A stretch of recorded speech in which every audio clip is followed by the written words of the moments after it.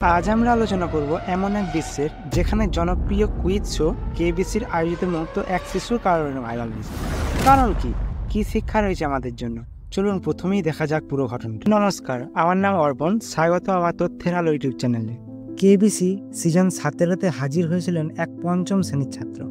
স্টুডিওতে হট সিটে বসে তিনি কিছু প্রশ্নের সময় এমন আচরণ দেখান যা নেটিজেনদের দ্রুত আলোচনা বিতর্কের কেন্দ্রবিন্দু হয়। নিয়ম বোঝানোর সময় তিনি বলেন, আমি সব নিয়ম জানি, আমাকে নিয়ম বোঝাতে আসবেন না। প্রশ্ন শুনেই তিনি হয়তো একটু হড়বড়িয়ে বলে ওঠেন, অপশান দিন তো। এই আচরণ সময় চলাকালীন মুহূর্তটি সোশ্যাল মিডিয়ায় দ্রুত ভাইরাল হয় এবং অনেকেই নিন্দা করেন।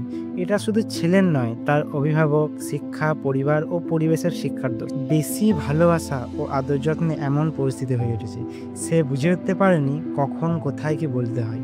গুরুজনের প্রতি শ্রদ্ধা, কাকে কিভাবে কথা বলতে হয়, এত বড় মঞ্চে তিনি কি বলবেন কি বলবেন না এটি তিনি বুঝতে পারেননি।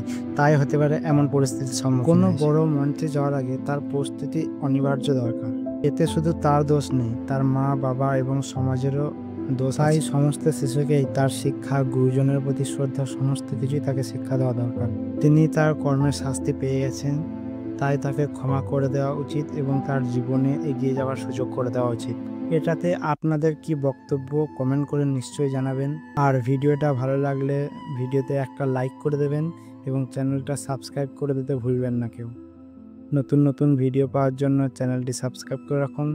দেখা হচ্ছে পরের ভিডিওতে। Good bye.